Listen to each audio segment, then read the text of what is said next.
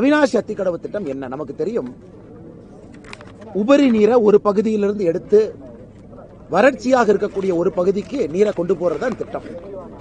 பவானி ஆற்றில் வரக்கூடிய excess water கிட்டத்தட்ட 1.5 டிஎம்சி அதிகப்படியாக வரக்கூடிய உபரி நீரை அங்கிருந்து எடுத்து பம்ப் பண்ணி 6 பம்பிங் ஸ்டேஷன்ல பம்ப் பண்ணி கடைசியா காரமடை மேட்டுப்பாளையம் பக்கத்துல காரமடையில கொண்டு போய் முடிக்கிறோம். இதன் மூலமாக நம்பியூர், மேட்டுப்பாளையம், அவினாஷி, பேருந்துறை இந்த மாதிரி நிறைய பகுதிகளுக்கு பயன்பெறணும். கிட்டத்தட்ட ஆயிரக்கணக்கான ஏக்கருக்கு இதன் மூலமாக நிலத்தடி நீர்மட்டத்தை உயர்த்தணும்.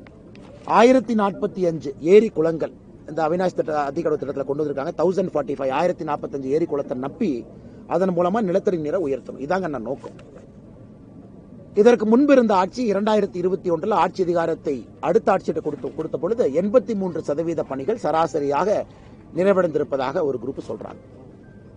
இன்னைக்கு 39 மாதங்கள் ஆகியும் கூட இன்னும் அந்த பணிகள் முடிந்தபாடு இல்லை. அதனாலதான் பாரதிய ஜனதா கட்சி வருகின்ற ஆகஸ்ட் 20ஆம் தேதி ஆரம்பித்து தொடர் உண்ணாவிரத போராட்டத்தை கையில் எடுக்க போறோம். ஆகஸ்ட் 20 பாரதிய ஜனதா கட்சி அவினாஷி அத்திக்கடவு திட்டத்தை முழுமையாக முடித்து வேகமாக மக்களுடைய பயன்பாட்டிற்கு கொடுக்க வேண்டும் என்பதற்காக ஆகஸ்ட் 20ஆம் தேதி தொடர் உண்ணாவிரத போராட்டத்தில் உட்கார்றோம். அங்க ஆகஸ்ட் 20ஆம் தேதி உண்ணாவிரத போராட்டத்தில் முதல் நாள் பாரதிய ஜனதா கட்சி சார்பாக தலைவர்களோடு நானும் இங்கே வந்து அமரப் போகின்றேன். தொடர்ச்சியாக இந்த உண்ணாவிரத போராட்டம் நடந்து கொண்டிருக்கும். ஆனால் 3 அம்ச கோரிக்கையை வலியுறுத்தி ஆகஸ்ட் 20ஆம் தேதி பாரதிய ஜனதா கட்சி போராட்டத்தில் இறங்குறோம். அவினாஷி அத்திக்கடவு திட்டத்தை தொடர்ந்து விவசாயிகளுக்கு விடுங்க. 2வது, விவசாய பெருமக்களுக்கு பணத்தை கொடுங்க, பைப் போட்டதுக்கு ரைட் ஆஃப் யூஸ். 3வது, நேஷனல் டேம் சேஃப்டி ஆக்ட்ல இருக்கக்கூடிய ஸ்டேட் டேம் சேஃப்டி கமிட்டியை உருவாக்கி எல்லா அணைகளையும் பாதுகாப்புங்க. அதனால விவசாயிகளுக்காக பாரதிய ஜனதா கட்சி களத்தில் இறங்குகின்றோம். அதனாலதான் இன்னைக்கு வந்து நாங்க கேட்டோம். அதிகாரிகள் பாவம் என்ன சொல்லுவாங்க, உடனடியாக வந்துருங்க ஐயா, 2 மாசத்துல வந்துருங்க ஐயா. ஏன்னா முதலமைச்சரே 2 மாசம் சொல்லி 2 வருஷம் ஆகுது. இன்னைக்கு அதிகாரிகளும் பாவம் கடினமா அதிகாரிகள் பணியாற்றுகிறாங்க. முதல்ல நம்ம நன்றி சொல்லணும். அவினாஷி அத்திக்கடவு திட்டத்திற்கு அதிகாரிகள் மிக மிக கடுமையாக பணியாற்றி இருக்கின்றார்கள். ஆனால் அரசியல்வாதிகள் அவர்களை கைவிட்டு விட்டார்கள். அதனால் அண்ணன் ஜி.கே. நாகராஜன் அவர்கள் தொடர் உண்ணாவிரதம் விவசாயிகளுக்காக 20ஆம் தேதியிலிருந்து இருப்பாங்க. நாங்க 20ஆம் தேதி முதல் நாள் உண்ணாவிரதத்தில் நான் இங்கே பங்கேற்க இருக்கின்றேன். அதனால் அதற்கு நிச்சயமாக ஒரு தீர்வு வரும் என்கின்ற நம்பிக்கை எங்களுக்கு இருக்கு. இதை வந்து மாநில அரசு கம்பீரமா எடுத்துக்கணும். பாரதிய ஜனதா கட்சிக்கு வேறு வழி இல்லை. சொல்லி சொல்லி எங்களால் முடியலங்கன்னா இப்போது நடக்கவில்லை என்றால் எப்பொழுதும் நடக்காது என்பது எங்களுக்கு தெரியும். அதனால் இதற்கு பத்திரிகை நண்பர்களும் இந்த பகுதியினுடைய எல்லா விவசாய பெருமக்களும் மிக முக்கியமாக அவினாஷி அத்திக்கடவு திட்டத்தில் ஆரம்ப காலத்தில் போராடிய விவசாய பெருமக்கள் எல்லாம் இங்க இருக்கிறாங்க. காலவரையற்ற உண்ணாவிரத போராட்ட பெரியவர்கள் இருக்கிறாங்க. அவர்களையும் இந்த நேரத்தில் எங்களோடு நீங்கள் பங்கெடுக்க வேண்டும் என்று அவினாஷி அத்திக்கடவு திட்டம் வருவதற்கு காரணமாக இருந்த எல்லா விவசாய பெருமக்களையும் நாங்கள் இந்த நேரத்தில் அழைப்பு விடுக்கின்றோம். அது மட்டுமல்ல, உங்களுக்கு தெரியும் 2001 அவினாஷி தொகுதியில அவினாஷி அத்திக்கடவு திட்டம் சார்பாக ஒரு பொது வேட்பாளரை நிறுத்திய பொழுது பாரதிய ஜனதா கட்சி எங்களுடைய வேட்பாளரை விலக்கிக் கொண்டு அன்னைக்கே நாங்கள் ஆதரவு கொடுத்தோம் என்பதையும் இந்த நேரத்தில் பத்திரிகை நண்பர்களுக்கு நான் இந்த நேரத்தில் ஞாபகப்படுத்துவதற்கு கடமைப்பட்டிருக்கின்றேன். அதனால் நண்பர்கள் இந்த செய்தி எல்லா இடத்துலையும் நீங்க கொண்டு போய் சேர்க்கணும். அதனால வந்த பத்திரிகை நண்பர்கள் ரொம்ப தூரத்திலிருந்து வந்திருக்கிறீங்க. வண்டியில கிட்டத்தட்ட 1 மணி நேரம் வந்திருக்கிறீங்க. உங்களுக்கு நன்றி தெரிவித்துக் கொள்கின்றோம். அதாவது நான் 60 கோடின்னு சொன்னாங்கன்னா மொத்தமாக அவங்க கொடுக்க வேண்டியது 85 கோடி கொடுக்கணுங்கன்னா ரைட் ஆஃப் யூஸுக்கு 69 கோடி 71 லட்சம் ரூபாய் அவங்க இப்போதைக்கு கணக்கு காட்டியிருக்காங்க. இதை நம்ம இதெல்லாம் எடுத்திருக்கோம், அந்த விவசாயிகளுக்கு எல்லாம் கொடுக்கணும்னு. இந்த டேட்டா கூட பாத்தீங்கன்னா அப்டேட்டட் டேட்டா தான். ஸோ மொத்தமா நீங்க கேட்ட கணக்கு வந்து 85 கோடி ரூபாய் விவசாயிகளுக்கு கொடுக்கணும். ஸோ எங்களை பொறுத்தவரை 60 கோடி ரூபாய் பெருமானமான விவசாயிகள் எங்கிட்ட இதுவரைக்கும் வந்திருக்காங்கன்னா.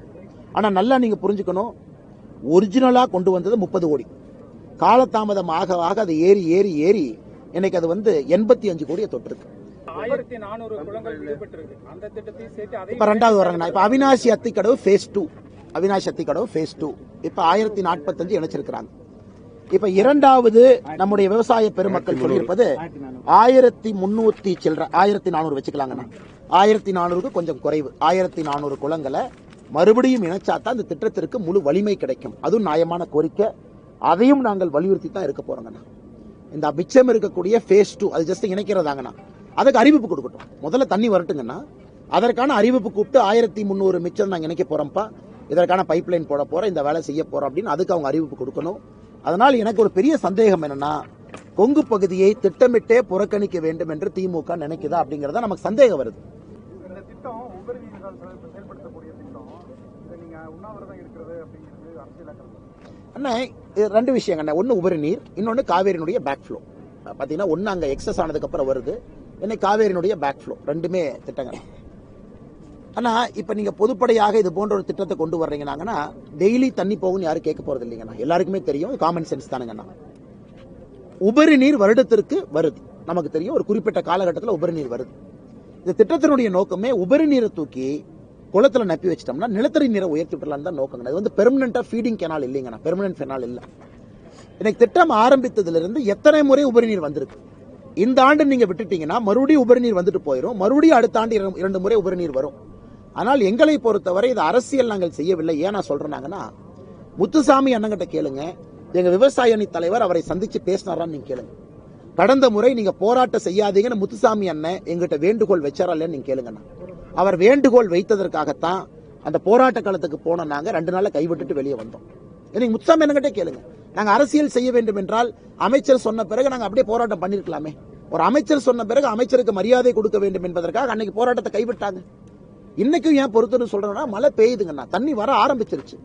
இன்னைக்கும் நாங்க ரெண்டு பைப்பு தான் ஓட்டுவோம், 3 மோட்டர் ஓட்டுவோம், டெஸ்டிங் மட்டும் நாங்க பார்ப்போம் அப்படின்னு சொன்னா எப்படி ஏத்துக்குவீங்கண்ணா?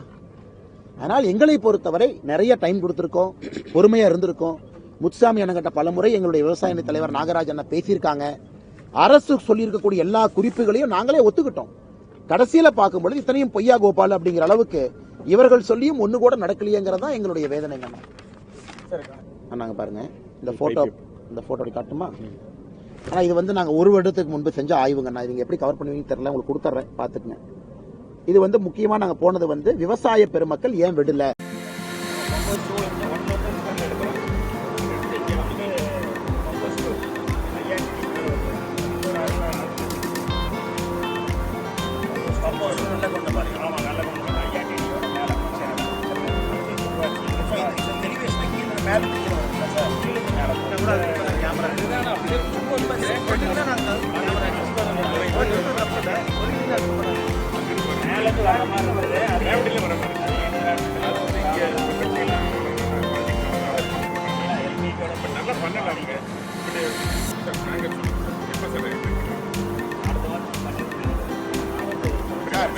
பாருங்க என் கையில் ஒன்று கொண்டு வந்து 2020 சிஎம் சொன்னாரு செஞ்சிருக்கோம்.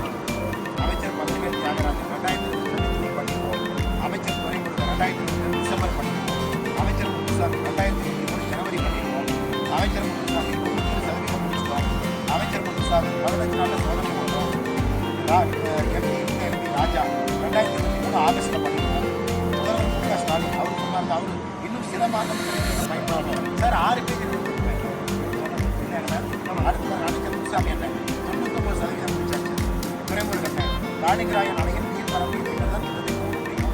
அமைச்சர் துரைமுருகன் அவர் 99% அமைச்சர் முத்துசாமி அண்ணன் 2024 பொங்கல் காலத்துக்கும் அவர்